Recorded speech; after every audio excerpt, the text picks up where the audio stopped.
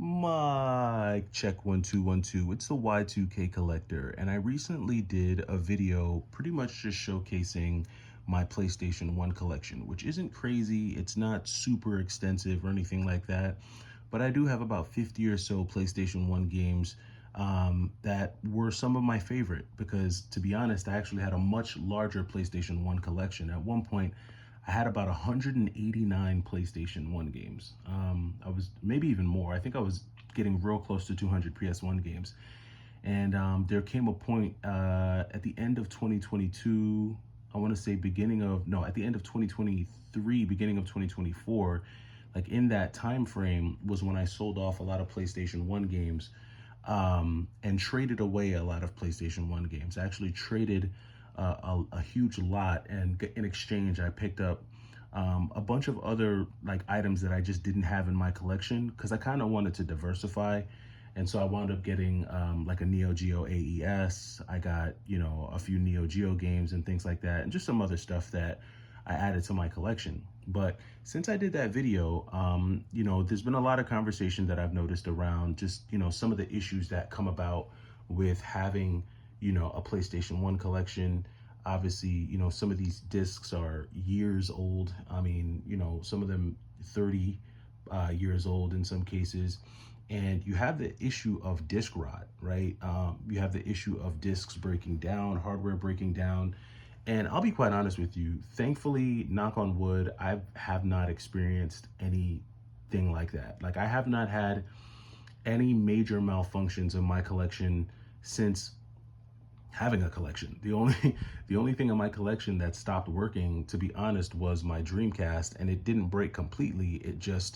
It was not reading the controller when you would plug the controller in. But that was like literally a $40 fix. I took it to a nearby retro game store that did repairs. They repaired it, and I'm playing my Dreamcast again. So for the most part, I have not had much hardware failure at all.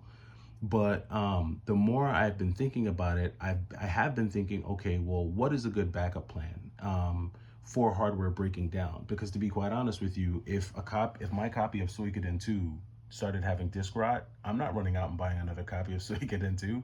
Only reason why I have this copy of Suikoden 2 was because I traded some games away and got it during a trade.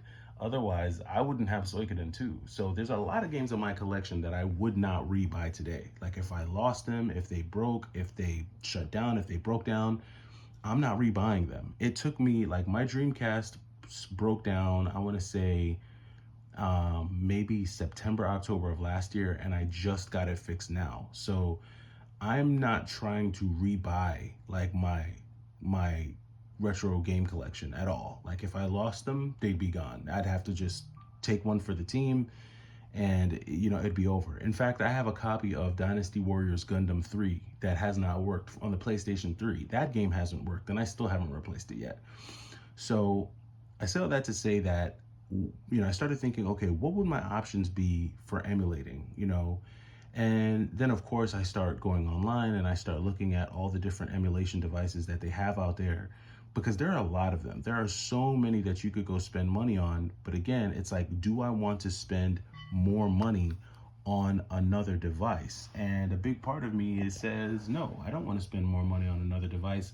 Not if I already have devices in my possession that will allow me to do some type of emulation. And so my mind went to my PlayStation Vita. Now I actually have two PS Vitas. I have this model, and then I have like the thinner, lighter model. I can't remember the name of it right now.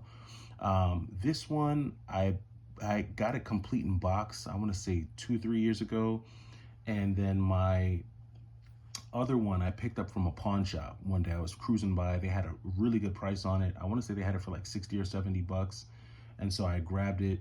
I can't remember. This was years ago. So, and I grabbed it. And one of the things, I definitely play this Vita more than the other one.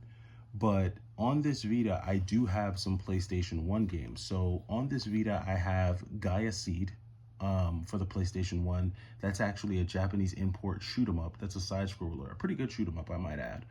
I have Gaia Seed, but I also have Herc's Adventures. which is one of the more expensive PlayStation 1 games that I just wasn't going to cough up. I think at the time people wanted like 500 for that game, so I wasn't going to spend that. But I have Herc's Adventures downloaded, and I also have one game that is still on my wish list, which is the Misadventures of Tron Bond.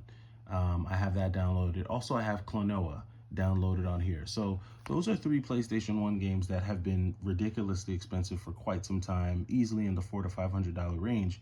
But it was just easier for me to emulate them on the Vita. Or I guess it technically wouldn't be, I don't know if it's emulating. You guys let me know. Is that considered emulation if you go to the PlayStation Network and download the game and play it on the Vita? You guys let me know. I'm not sure.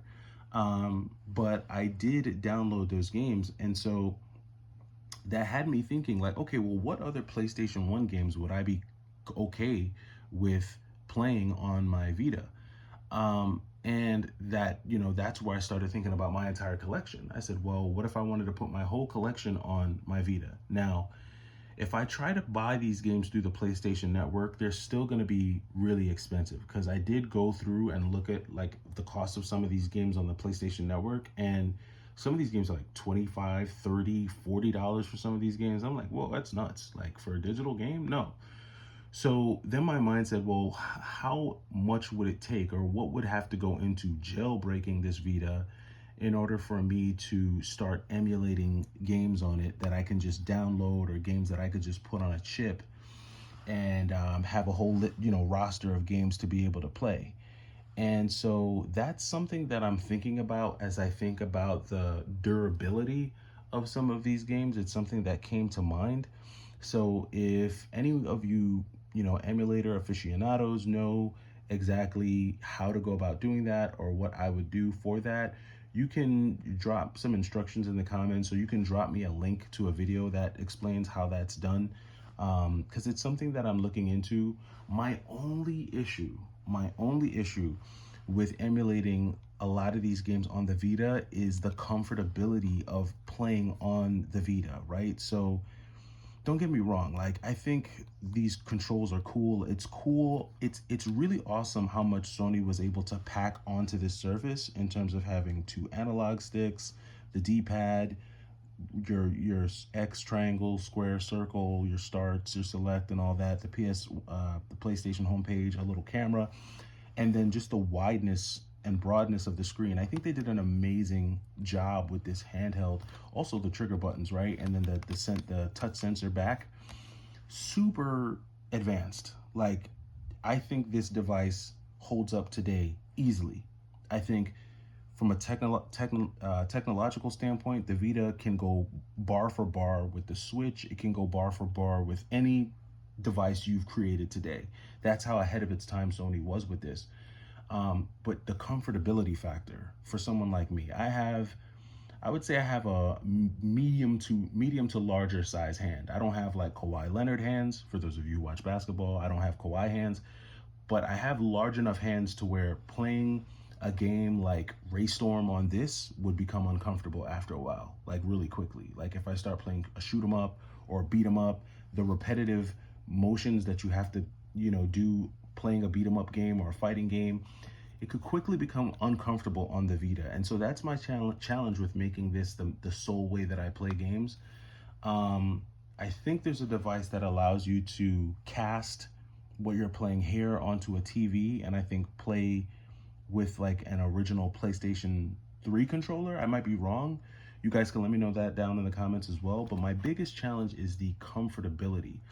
Other than that, I do see the value in emulation and emulating some retro games on a console like the Vita.